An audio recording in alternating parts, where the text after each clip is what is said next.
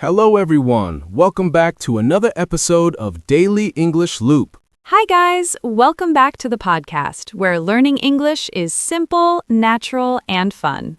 I am your host, Alex. And I am Lisa. Hello, Alex. It is wonderful to see you today. It is great to see you too, Lisa. You are looking very bright and energetic today. I am feeling fantastic. The sun is shining outside, and I have my favorite cup of green tea right here. I am ready to go. That is excellent. You know me, I need a little more help to wake up. I have my large coffee here. It is a dark roast today, very strong. You and your coffee, Alex. It is a true love story. It really is. Without it, my brain does not work. But with it, I am ready to talk about anything. That is good because we have a very exciting topic today. We do. It is a topic that many of our listeners ask about. It is a big challenge for many people. Yes, today we are going to talk about how to train your brain to think in English. Think in English. That sounds like magic, doesn't it? It does sound like magic. Usually when we learn a language, we translate. Right. We see a table and we think of the word in our own language first. Then we change it to English. But that is slow. It takes time. It is like an old computer. It has to load.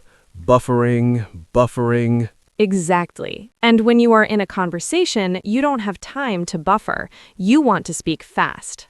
You want to be natural. You want the English words to come out automatically. So today, we are going to share 3 simple tips to stop translating and start thinking in English. These are tips you can do anywhere. You don't need a textbook. You don't need a teacher. You just need your brain and a little bit of imagination. But before we jump into the tips, friends, please remember to support Daily English Loop. Yes, please hit that subscribe button. It really helps us grow our community. And click the like button if you want to speak English fluently. And share this episode with your friends. Learning together is always better. Okay, Lisa, are you ready to train your brain? I am ready, Alex. Let's do this. So let's talk about the problem first. Why is translating bad? Well, imagine this. You see a beautiful red car. Okay, I see the car. If I translate, my brain has to do 3 steps. Step 1, see the car. Step 2, find the word for car in my native language. Step 3, translate that word to car in English. That is a lot of work for the brain. It is tiring. It is very tiring. And by the time you find the word car, the car has driven away. That is a great example. We want to delete the middle step. We want to go from see the car to English word. Direct connection. Boom, English. So how do we do that? What is tip number 1? Tip number 1 is start small with simple sentences. Simple sentences. Okay. Usually, students start with just words. They look around the room and say, table, chair, computer. That is okay for vocabulary, but we don't speak in single words. We speak in sentences. Right. If I just walk around saying table, chair, lamp, people will think I am a robot. Exactly. We want to make small, easy sentences. So look at your tea, Lisa. Don't just think tea. What can you think? I can think, this is my tea. Perfect. This is my tea. Subject, verb, object. Or I can describe it. The tea is hot. The tea is hot. Very good. Or I drink the tea. Yes. Now let's try it with your coffee, Alex. Okay. I am looking at my cup. I am not thinking in my native language. I am thinking, this is a white cup. Good. What else? The coffee is black. The coffee smells good. I love coffee. Exactly. I need coffee. See? These are very simple sentences, but you are training your brain to use grammar automatically. You are using the verb to be, is, am, are. You are using simple verbs like drink, like, see. You can do this anywhere. When you wake up in the morning. Oh, the morning is a great time for this. You open your eyes. What do you think? I am awake. The room is bright. I stretch my arms. I get out of bed. I am hungry. It is like you are narrating your life, but keep it simple. Don't try to make long, complex sentences. No, keep it short. A1 level. Baby sentences. I walk to the door. I open the door. I see the cat. By the way, do you have a cat, Lisa? No, I wish. I have a goldfish named Bubbles. Bubbles. Okay. So you can say, I see Bubbles. Bubbles is swimming. Bubbles is hungry. This builds the habit. Your brain starts to look for English words first. And if you don't know a word, for example, if you see the toaster but you don't know the word toaster, That is okay. Don't stop. Just use a different word. I see the machine for bread. or I see the hot box. Exactly. The important thing is to keep the flow in English. Don't go back to your native language to find the word. Explain it in simple English. That is a great skill. So, that is tip number 1. Think in small, simple sentences about the things around you. Okay, let's move to tip number 2. This one is about what goes in to your brain. Yes, input. We need to feed the brain. If you want to bake a cake, you need flour and sugar. If you want to speak English, you need English input. But not just any input. It has to be the right kind. Can I listen to the news about politics and economics? You can, but if it is too difficult, your brain will switch off. It will get bored. It will sound like blah, blah, blah. Exactly. You need comprehensible input. That means input you can understand. So, simple English, like this podcast. Yes, Daily English Loop is designed for this. We speak slowly. We use clear words. But you also need to find content that you enjoy. This is crucial. If it is boring, you won't learn. Alex, what do you like to watch on YouTube? I love watching videos about DIY, do it yourself, woodworking, fixing things. That is great because usually in those videos, they show you the action and say the word at the same time. Yes, the man says, I cut the wood, and you see him cutting the wood. So your brain connects the action cut with the word cut. No translation needed. Exactly, it is visual learning. What about you, Lisa? What do you watch? I love travel vlogs. People traveling to different countries. Oh, those are fun. They walk down the street and say, "This street is busy. The food looks delicious. The train is fast." It is simple, descriptive language. And because you are interested in the video, you forget you are studying. That is the secret.